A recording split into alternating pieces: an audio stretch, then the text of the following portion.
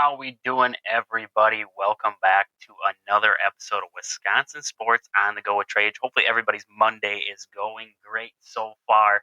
Uh, Over the weekend here, we had the Brewers take the series over the Yankees. We're going to recap that, and then we're going to get into a little bit of the Badgers' tough loss to Washington State. We're going to cover that a little bit, get more in depth on the Badgers here going through the week, and then looking at the Packers, who got a big game one of this season win over the Chicago Bears. First, though, we're jumping right into the Milwaukee Brewers. Yankees, Brewers over the weekend, Friday night. Brewers took that one 8-2. A good showing by the Brewers offense late in that one. 2-2 there for most of it. Yankees scored first 2 runs. Brewers bounced back with 2 more runs to tie it up at 2 apiece. Then a big seventh inning and eighth inning, 2 3-pieces there in the seventh and eighth, made that an 8-2 finish for the Brewers. 16 hits on the game for the Brew Crew. Looking at the box here for the Brewers, Yelich played in that game 1 for 4. Contreras 2 for 5 on the night. Santana, a big game out of Santana, 3 for 5 with 2 RBIs. Frelick had a hit for the Brewers. Adames had 2 hits, and Tellez and Canna both came up with some hits there. Terang, a 3 for 5 night also, and Monasterio still hitting good for this Brewers team, 2 for 5 with 2 RBIs on the night. Colin Ray went for the Brewers on that one. I thought Colin Ray pitched pretty good for this Brewers team. 4 2/3 innings, 2 hits, 2 earned runs, 2 walks, 6 strikeouts, 1 home run given up. Colin Ray, in an outing like that against a Yankees team who is they've been struggling this year, but the Yankees still have a solid ball club. A lot of rookies on that team. The 1 home run came against what the heck is his name? Rookie for Dominguez came up with a big 2-run home run for the Yankees against Colin Ray. But a 2-run effort from Colin Ray, I'll take that every day of the week. That's for darn sure. And he pitched a solid effort for the Brewers team there in 4 2/3. Uribe came in after him an inning and a third, 2 walks, 1 strikeout. McGill came in then for an inning of relief. Bryce Wilson and then Vieira had a pretty nice outing. His first one with the Brewers, their first one in the major leagues in a long time, since 2017, 2018, I do believe, or 2020. Don't quote me on that. But he had a solid outing for the Brewers. Inning pitched, 1 strikeout.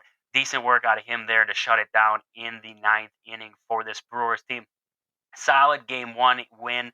Uribe took the win for the Brewers, and Brito took the loss for the Yankees. Yankees were held in check there by Colin Ray. 1 hit for Judge, 1 hit for Dominguez, that big 2-run home run. Oswald Peraza, he had a hit for the Yankees, but that was it. That was about all they had to show for that game. 3 hits in total. Severino, 2 earned runs on the game. It sucks to see him go out with injury again for this Yankees team.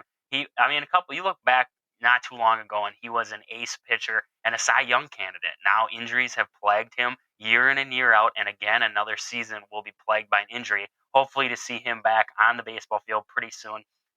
Brito then came in for him. He actually took the loss, 1 earned run on the game, 2 1/3 inning pitched. And then the Brewers got to Loizaga, and that was surprising. Loizaga came into that one. His ERA was below 1. Solid pitcher. I mean, he hasn't had all the outings this year that a lot of these bullpen guys have.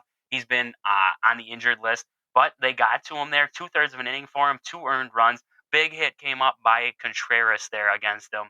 And that was good to see the Brewers battling against some of the upper relievers of the league. 3 hits given up by Loizaga in total. And then Wiesert came in for an inning. He gave up 3 runs. And then Connell came in for the 9th inning, and he had an inning pitched, 1 hit, and 1 strikeout for him. So a solid game 1 win by the Brewers, 8-2 there Friday night.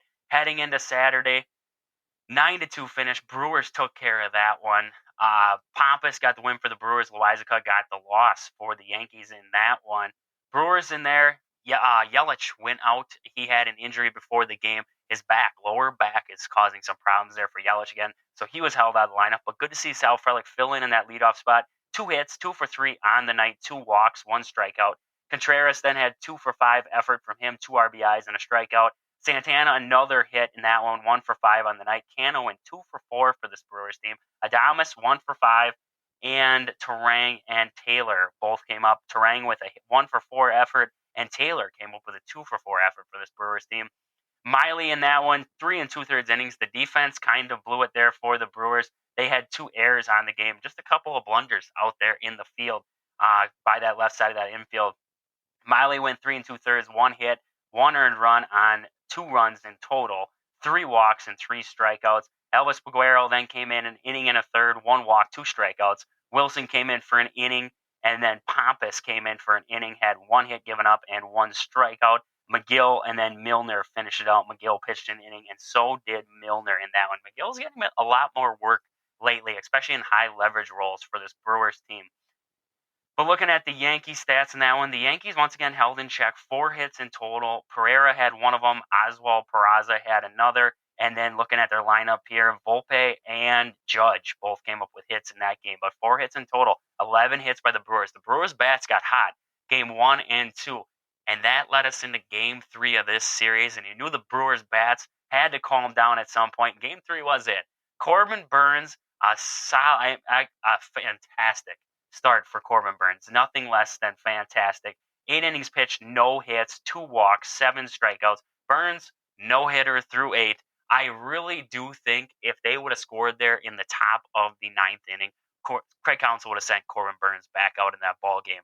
But with it being tied going into the bottom of the 9th, you still have the bat again in the top half. Corbin Burns isn't going to go to the distance for you in that one.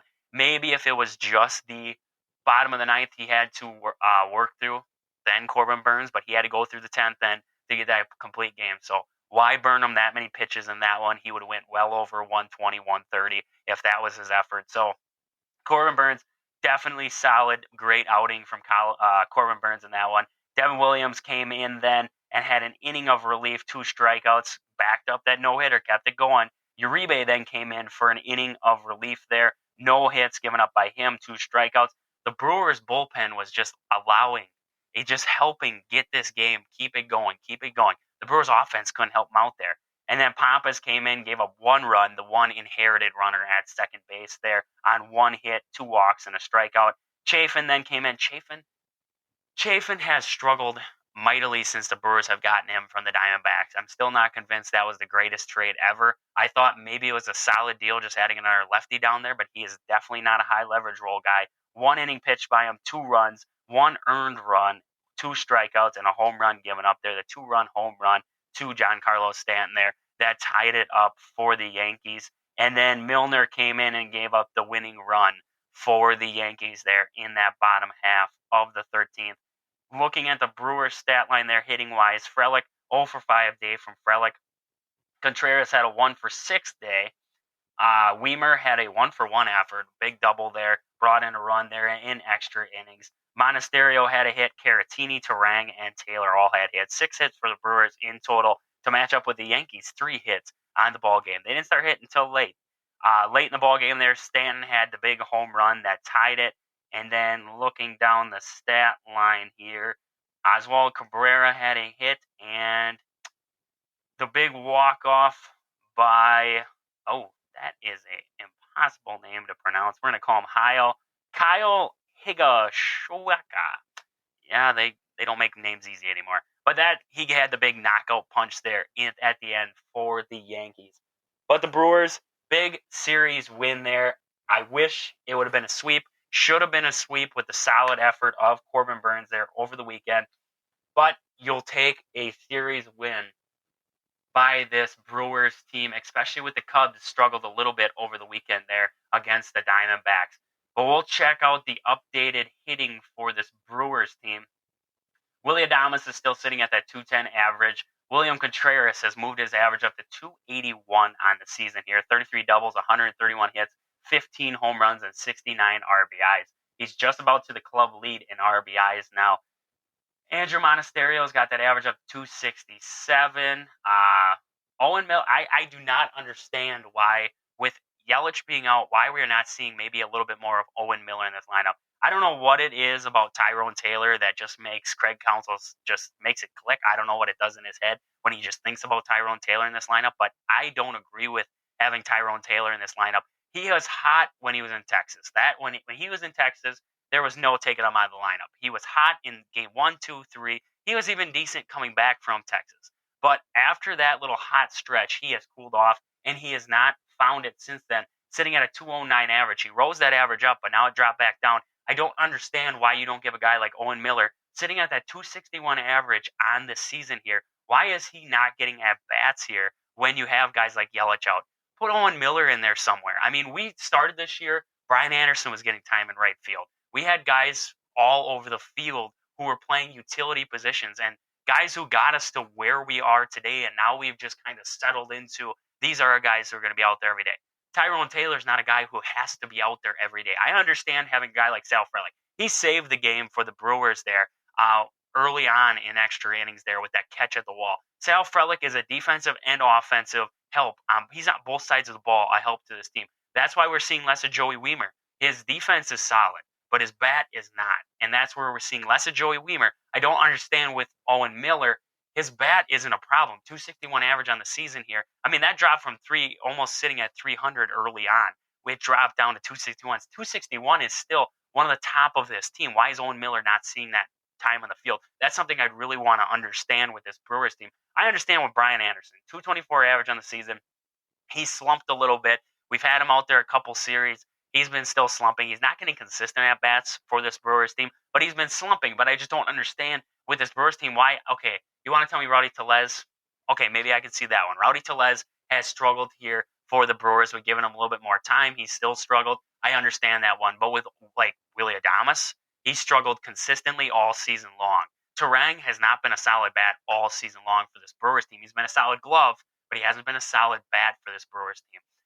So Terang can shift over to short. Why are we not giving Owen Miller time on the field here? Because Owen Miller could heat back up for this Brewers team, just like he did early on in the season. Early on in the season, it was the rookies, but it was also guys like Owen Miller. It was also guys like Brian Anderson who were carrying this Brewers team through that first stretch. And now we just completely go away from those guys, the guys who got us to where we are today. And I don't understand that with this Brewers team. Why are we settling with guys right now who are going to give us that defensive help?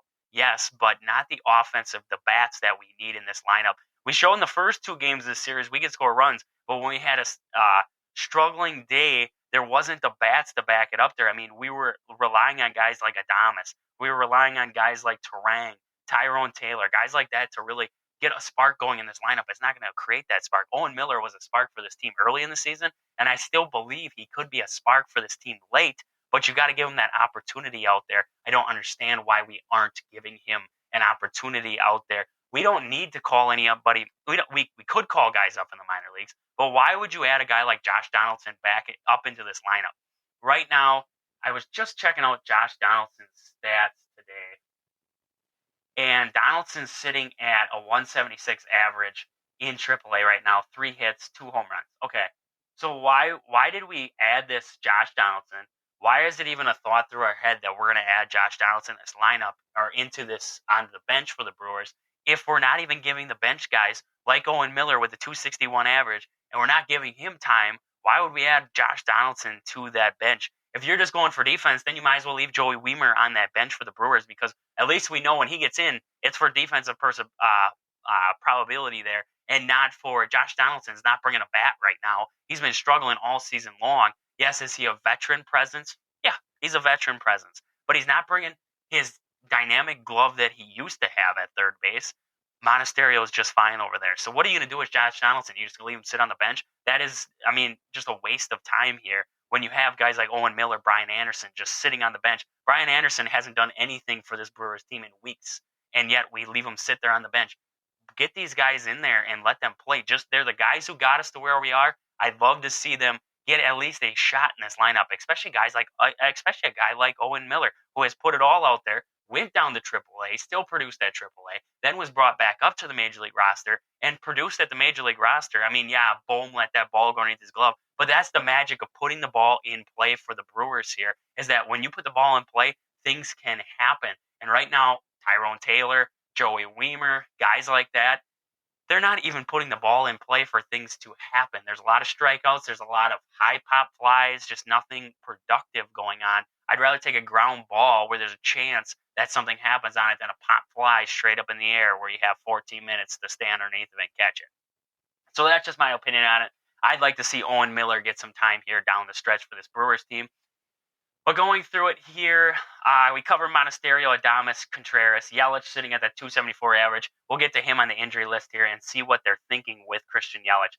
But other than that, Bryce Terang is sitting at 223. Bryce Terang has been solid late in the season for this Brewers team. The average won't show it for Terang just because of that struggle he had, but his average is still climbing a little bit. If he ends the season on a 230 average, that's a solid year for Bryce Terang. Solid glove. Hopefully the bat starts to develop a lot more for Terang here moving forward. Carlos Santana, Mark Canha, solid ads for this Brewers team. Carlos Santana, 225 average right now with the Brewers. He's been solid ever since the Brewers have gotten him, and he's starting to get even better here as of late. Mark Canha sitting at a 302 average with the Brewers here. 20 RBIs, 3 home runs, 7 doubles, and 35 hits. That is impressive work out of Mark Canha there. I would love to see the Brewers somehow be able to work with Mark Canha and sign him back. Maybe even sign a guy like Carlos Santana back to this team and just see where they can take him with these rookies. Maybe bring some more rookies up next year. Have Mark Canha and Santana there. So I saw a report on Santana that he's wanted to come to the Brewers for the longest time. So I'd hate to see it end after one season. I'd love to see Carlos Santana back for a full season with this Brewers team. Along with Mark Canha, I think he's really found something with the Brewers.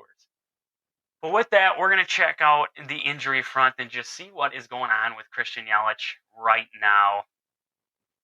From what we can see, reports are just showing that he just keeps getting scratched due to lower back soreness. I guess we're kind of just playing it safe with him right now, trying to get through the weekend and possibly just see if he will be ready to go here this next week for this Brewers team.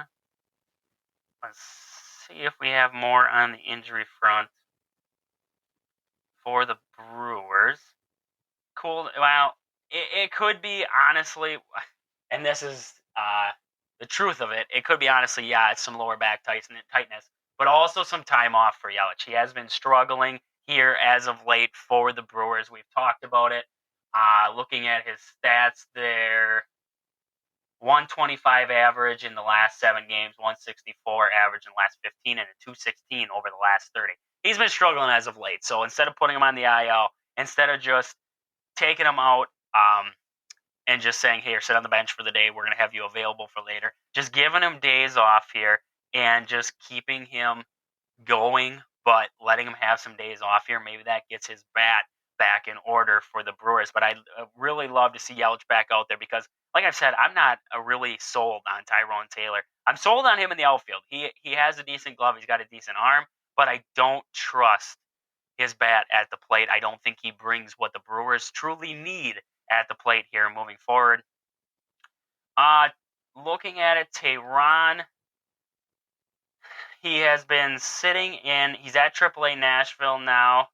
His last start was September 5th, and he delivered 5 innings, 1 hit, 3 walks, and a hit by pitch. So hopefully see Tehran back pretty soon. Adrian Hauser looks like a mid-September with that right elbow effusion.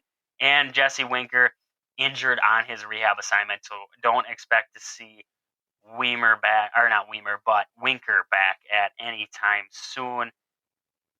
With that, though, Garrett Mitchell is still waiting to see what the doctors will say and if he will be able to return to game action here soon. And Ashby, same with him. Ashby has been set on a rehab assignment with High A Wisconsin and to pitch for them September 4th. He was supposed to pitch with them before he moves up to Double A Biloxi. So we're looking to see more reports out of Aaron Ashby down there. We'll check out the stats real quick and see if he actually threw down there for them.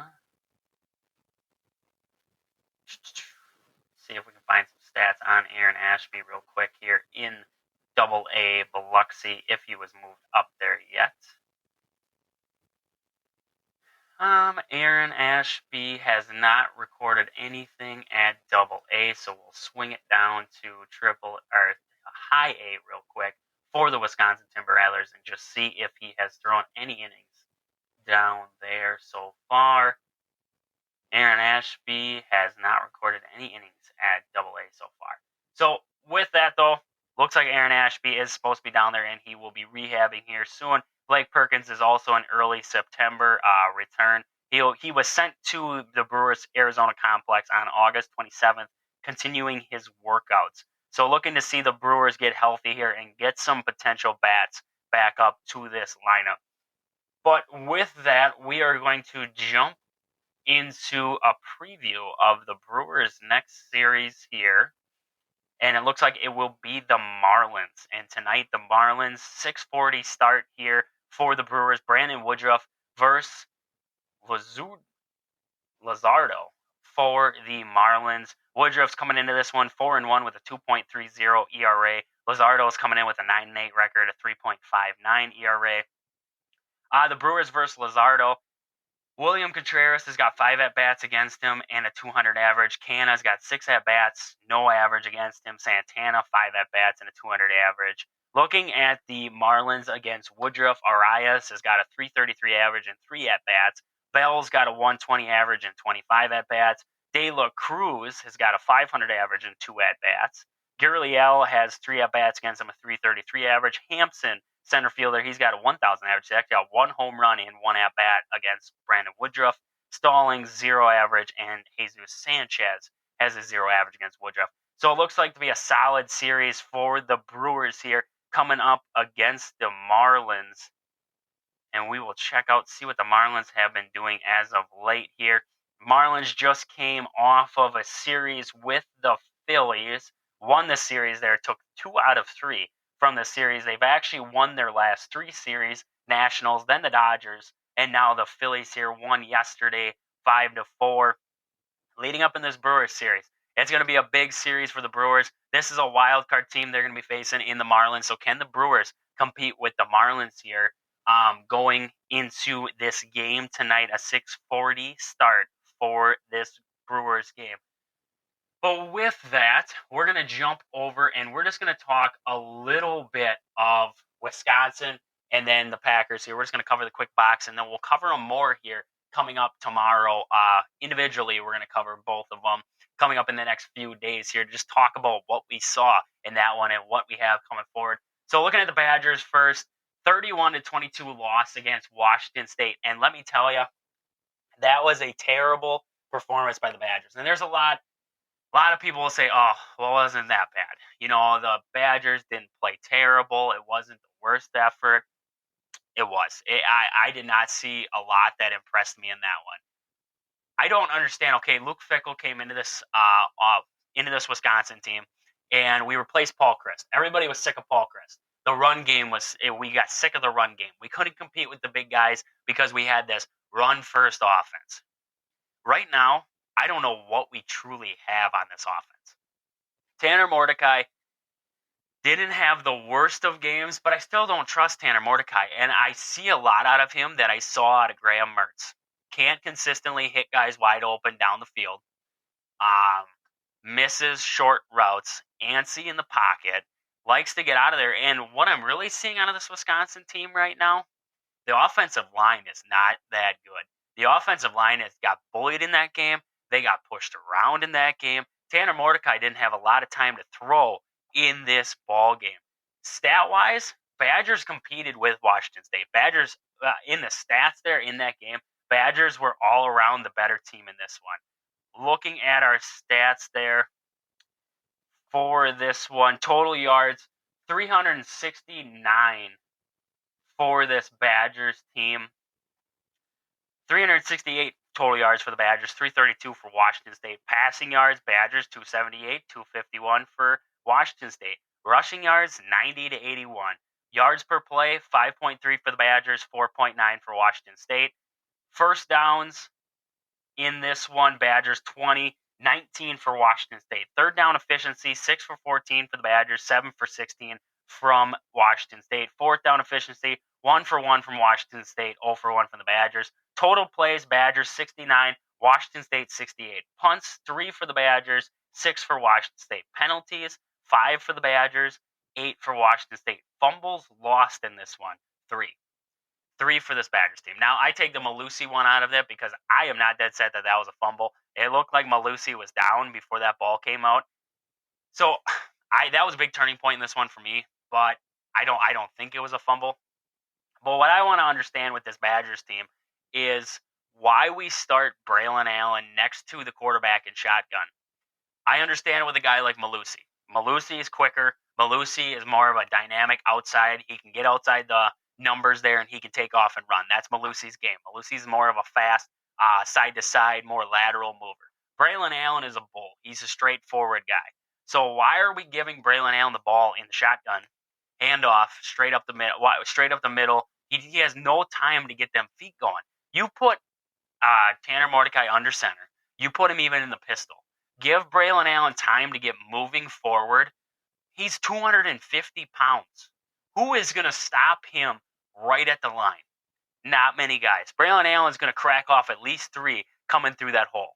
But they're not giving him that time. And this air raid offense of the Badgers, you watch the Badgers in this one, and when they successfully moved the ball, what was it? It wasn't the deep ball. Yes, there was some deep balls thrown in this game, and yes, some were completed in this one, but it wasn't the deep ball that did it. You have dynamic wide receivers on this game, athletes. We finally have that thing on this team called athletes. Everybody cried about it for years. We needed athletes in the wide receiver room. We got it now. Will Pauling, dynamic receiver. Green, dynamic out there. Chimere DK can move it. CJ Williams sitting on the bench. He's an athlete. So with this air raid offense that we call it, that the Badgers are running, that I still don't understand, do we have to go 40 yards at a time? Or can we run it where it was 10 yards, right?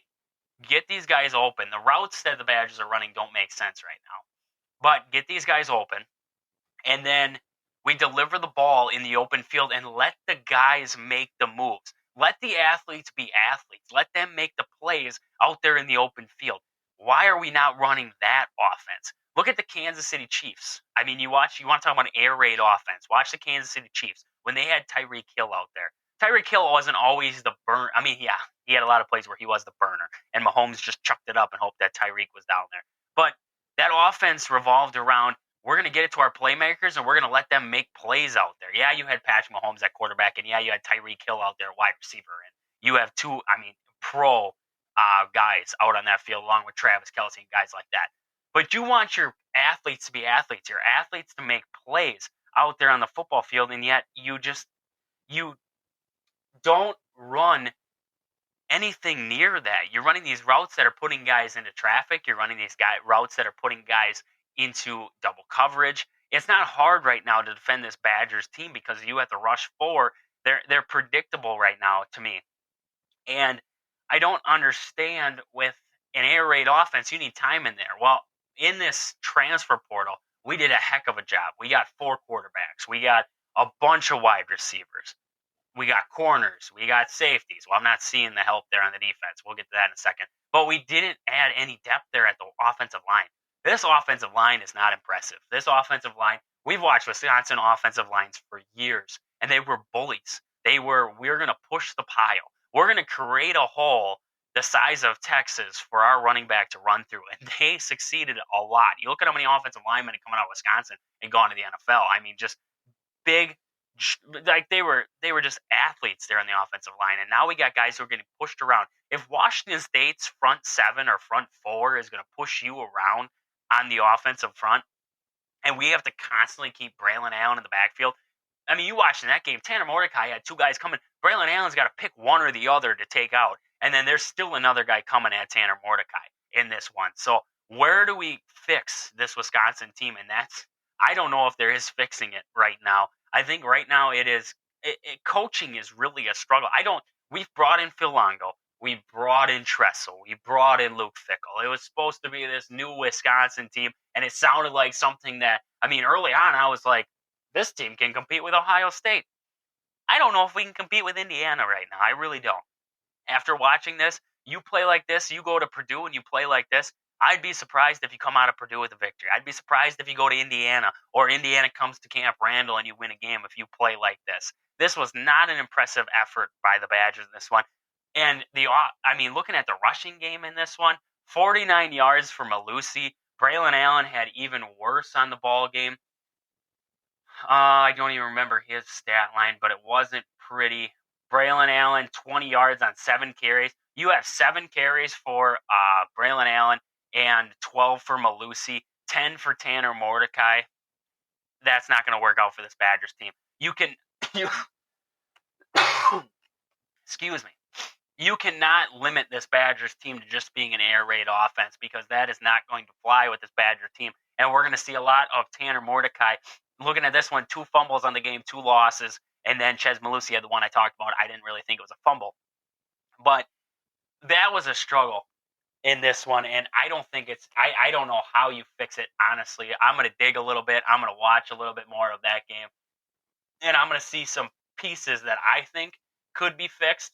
But right now, coaching wise, the Badgers really need to work out what they're going to do here moving forward, because even with an air raid offense, you can still have a dominant run game. And we saw that week 1, but it was a struggle week 1. We talked about it. It was a struggle week 1. It was lucky it was Buffalo. And now you played a team like Washington State, a little bit better. This Washington State team's not that good. I mean, they're middle of the pack Big Ten team. And you just went to their place and got beat. And you're 1 throw away from winning that ball game. That play late in the game, wide open down the field, hit him in the numbers, there's a good chance he's gone, or he gets tripped up and you have fresh set of downs and you're down inside Washington State territory, but instead you clear them there with that pass. So there's a lot to work out with this Badgers team. Maybe we see a little bit more of these backup quarterbacks. That Evers came in from Oklahoma, solid quarterback.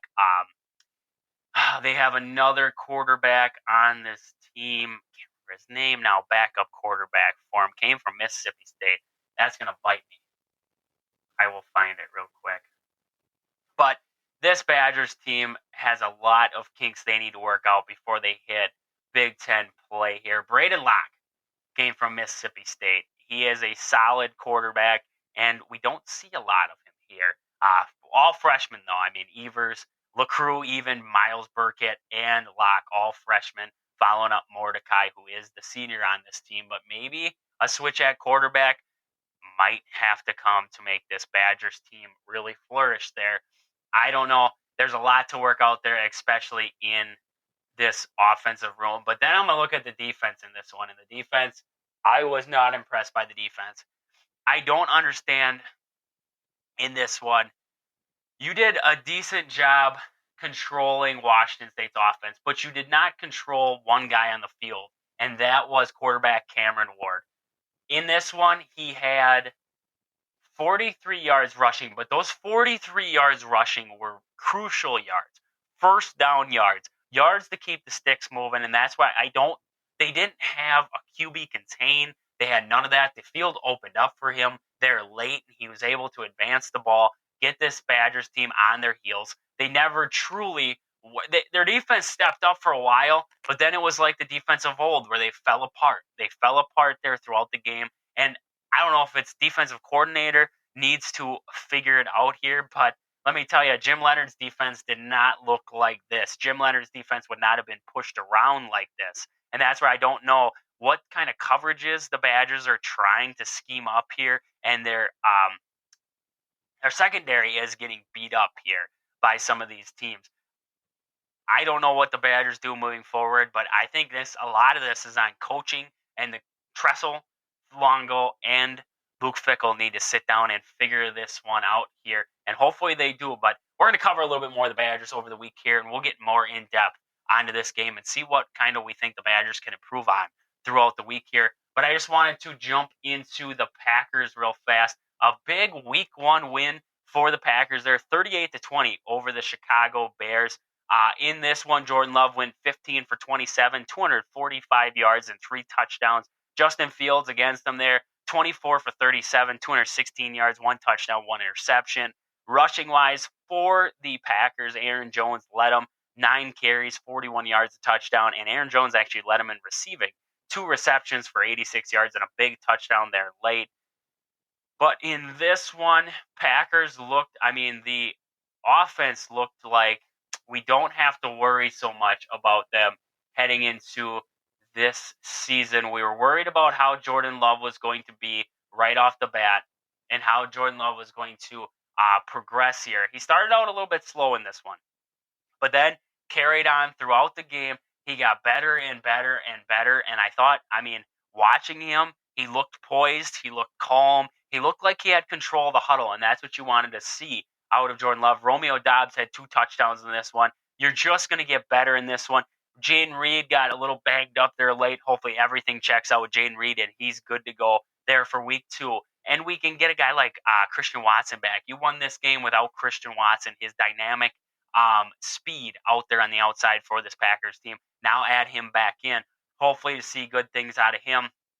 The defense looks solid in this one. They had a few blunders early on there, but they held strong. 3rd and 1, 4th and 1 there early. Got the stand, got the Packers the ball back. I thought the defense played good in this game. Justin Fields was pressured a lot. Justin Fields had to roll out a lot and more than he wanted to. And they did a pretty good job containing him. There was a few plays where he broke it out and it looked like he was going to run all over the Packers, but the Packers did a better job there late controlling him. Van Ness looked great for this Packers team in his debut. 2 solo tackles, 2 total tackles on the game. Van Ness, I thought he looked good, and I thought he did a great job of containing out there for this Packers team. And the secondary looked solid. They controlled DJ Moore out there, and I thought that was great to see out of this Packers team here. And looking at Quay Walker had a big interception for the Packers in this one, and punt returns for Jaden Reed really set up this Packers team great there.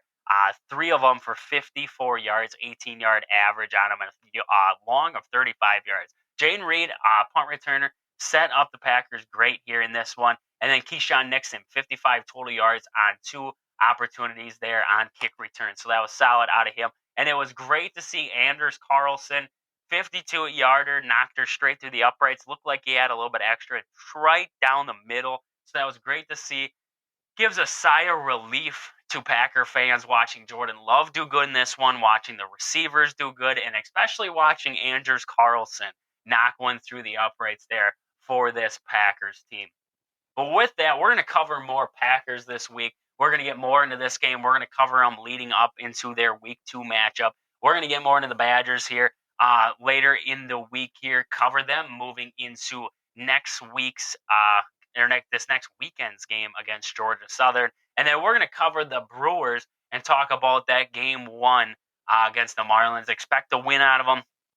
Big game tonight for the Brewers. Can they keep it rolling, and can they keep winning series here down this stretch? But with that, we have a 6:40 start for the Brewers tonight. And other than that, I hope that you guys enjoyed listening. Thank you guys for listening to another episode, and we will catch you guys later. Deuces, Brew Crew.